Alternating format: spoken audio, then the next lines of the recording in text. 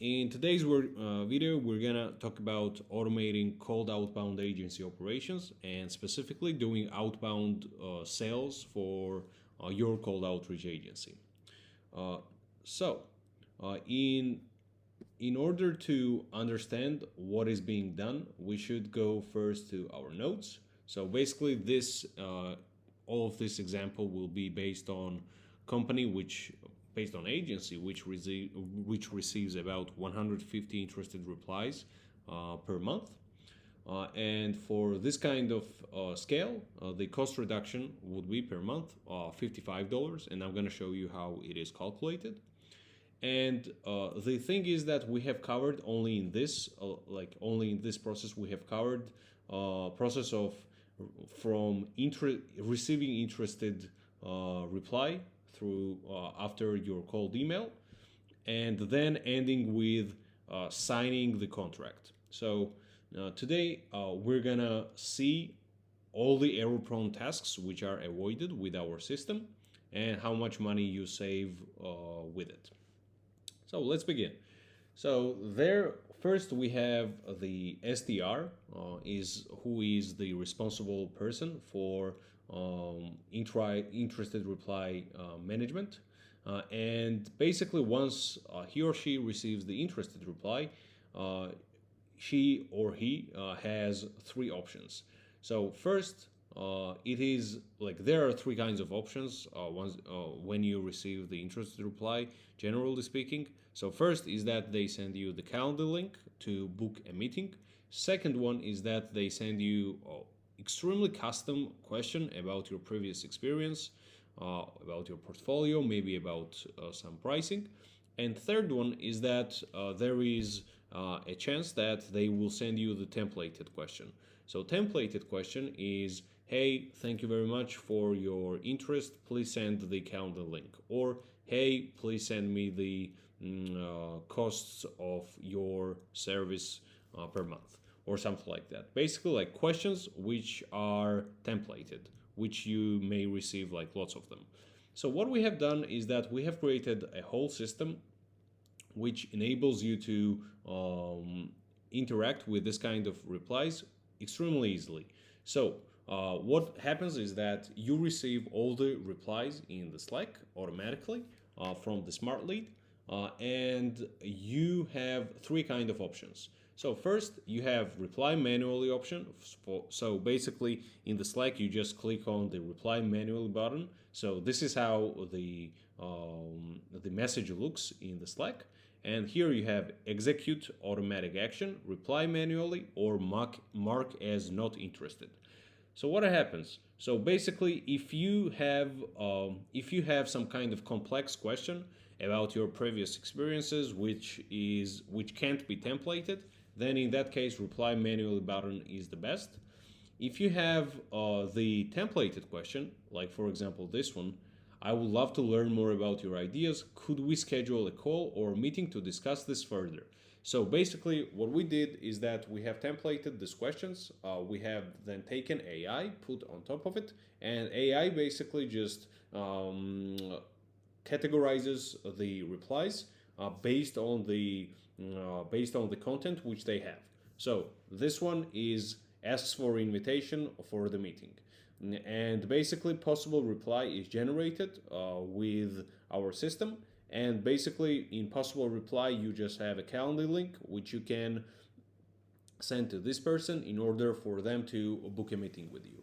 Once you click on execute automatic action, the link is sent and this guy should book a meeting with you.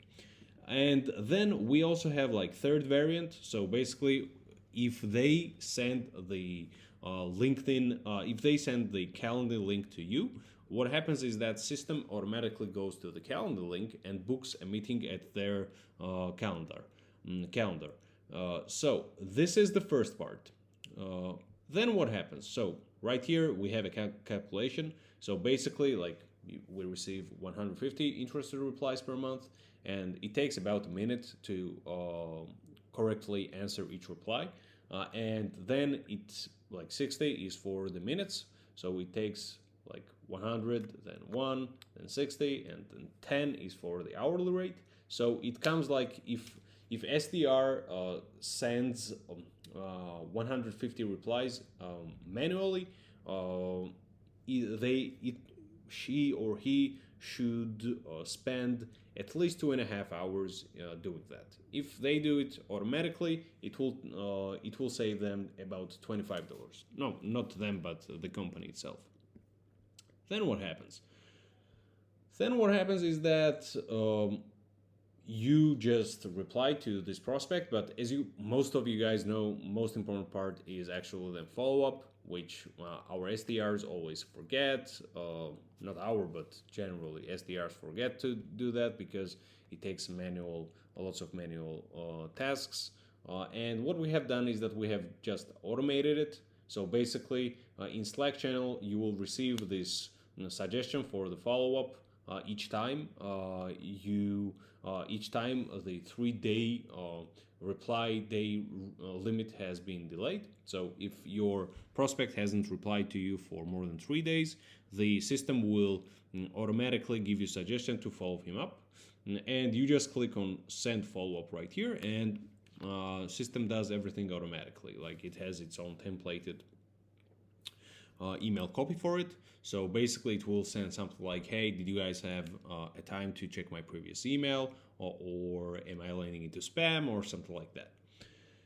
And then this happens like twice, because I personally I think if you follow up someone more than twice, you kind of like mess up with their mood, and they might mark you as spam, which is real bad.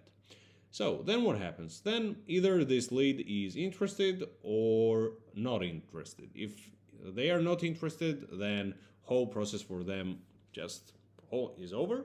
And if they are interested and meeting is booked, what happens is that this meeting is automatically tracked in Airtable. So what do we? I have also forgotten that once you receive the interested reply itself, everything is tracked in Airtable. So basically all the booked meetings, all the contracts, all the interested replies are tracked, and then this information helps us to analyze the performance of the campaign. And once the meeting is booked, then responsible person for continuing the flow will become the sales manager. So what happens? So they go to the meeting, and after they go to the meeting, they have to follow up with a meeting recap, and presentation and offering.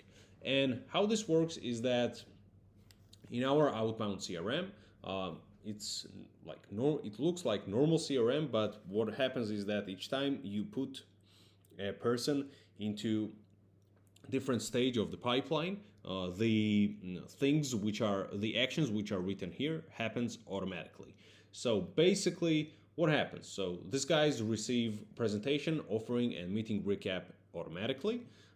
And by this, we are able to save about $14.6 per month. Because most of the time, like the sales managers need to then go to the folder, take this this offering, this presentation, and then write something with their own hands and all of the stuff.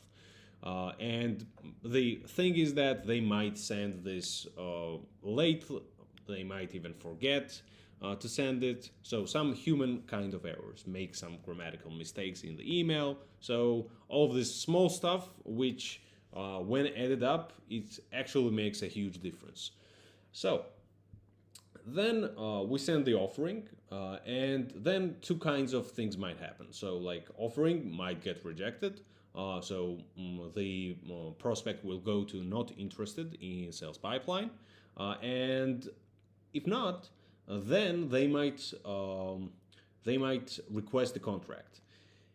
And for this, what happens is that we send them a contract automatically by just moving them once to the different stage of the pipeline, and contract is automatically it's drafted in e-signature, which is right here. And basically they receive the contract, and then they ask for adjustments, which happens, and they might reject contract still. I had that kind of situations. It sucks, but it can happen. But if they confirm, then this contract is finalized and sent with e-signature, and then contract gets signed. And once contract gets signed, very interesting things start to happen. So first, this contract is tracked, all of the in terms of like the monthly MRR, which is expected from this contract. Then all of the credentials are tracked as well, and also all the CRM stats are affected by this: sales conversion rate, fixed monthly recurring revenue, deals won, active clients, and so on are affected in Airtable, and everything is basically saved. So today, so this is so to sum up this video, what happens is that our system right here takes responsibility on reply management, then follow-up of these interested leads, then converting these interested leads into the meetings, and then signing the contract with these interested leads. And basically, like it takes care, it automates like most of the stuff, and it still, and it creates a system where some parts of the process are semi-automated, but in a way that it's very comfortable for the operator of the system. So in the end of this exercise, what happens is that contract is signed, and then basically client service and financial part of the company begins, which we're gonna cover in next videos. So thank you guys very much for listening, and if you guys have any questions, please write down below. I would love to see them and answer them. And I'm gonna also attach all of the links which I'm using right now in the description. And yeah, thank you very much and have a good day.